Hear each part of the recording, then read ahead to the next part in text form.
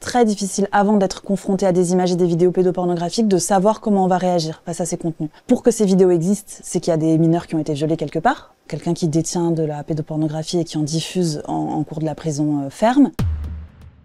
Le groupe internet de la Brigade de protection des mineurs, c'est un groupe qui traite essentiellement de la détention, de la diffusion et de l'enregistrement de pédopornographie. Quand on soupçonne une personne de détenir ou de diffuser ou d'enregistrer des films pédopornographiques, on va enquêter d'abord sans prévenir évidemment cette personne. Donc on va essayer de déterminer l'endroit où il habite, trouver sa profession pour voir si c'est quelqu'un qui est en contact avec des mineurs et donc s'il y a un danger immédiat. Et une fois qu'on a recueilli un maximum d'informations sur cette personne, sur son entourage, sur ses habitudes de vie, on fait un travail de police classique, c'est-à-dire qu'on va aller interpeller cette personne, on va réaliser une perquisition, saisir tout ce qui pourrait contenir des images ou des vidéos pédopornographiques, donc tous les supports informatiques, téléphone, disque dur, ordinateur, clé USB.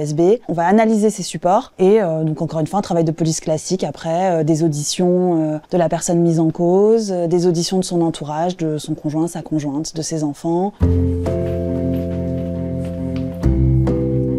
C'est la salle dans laquelle sont auditionnés les mineurs vraiment petits, qui peuvent pas être auditionnés comme ça et qui sont auditionnés, du coup vous voyez, c'est pensé pour que le policier soit un peu à hauteur d'enfant. Il y a une vitre sans teint là. Voilà, c'est filmé, c'est enregistré et ensuite il y a une retranscription comme je vous disais a posteriori et ça permet une conversation plus naturelle, plus fluide avec l'enfant. Voilà, avec les tout petits, ça, c'est ce qui marche mieux. Dans nos mises en cause, on a des personnes qui ont un peu tous les âges, évidemment des origines géographiques différentes. On a des gens qui ont des vies de famille avec des enfants, on a des célibataires, toute classe sociale aussi.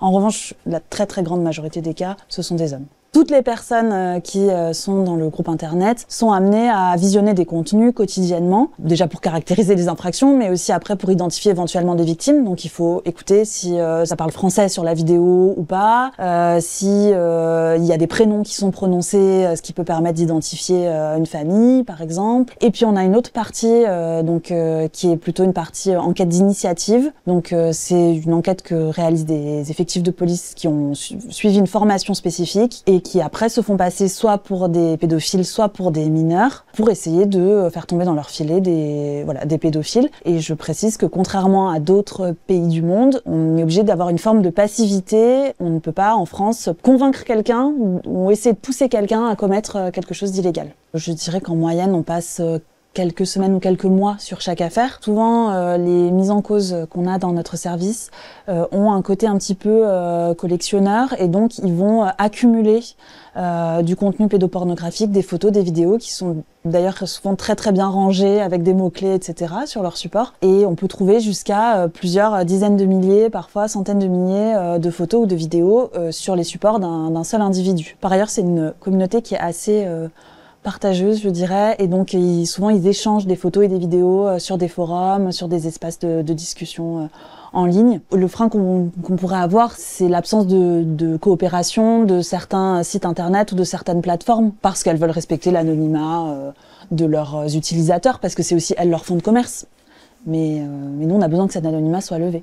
La peine prononcée va dépendre d'énormément de facteurs, du nombre de fichiers détenus, évidemment, d'un passage à l'acte ou d'une absence de passage à l'acte, des antécédents de la personne aussi, quelqu'un qui détient de la pédopornographie et qui en diffuse en cours de la prison ferme. Il va être demandé à ces personnes-là d'être suivies régulièrement sur le plan psychologique, voire psychiatrique, quoi.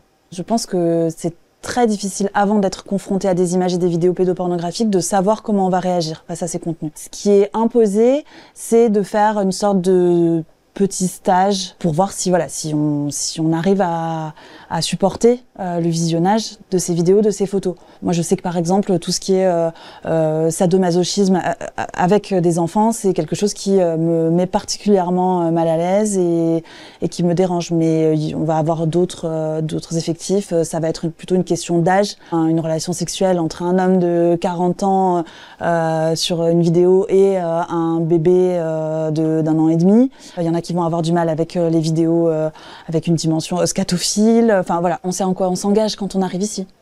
Donc ça va, pour répondre à votre question.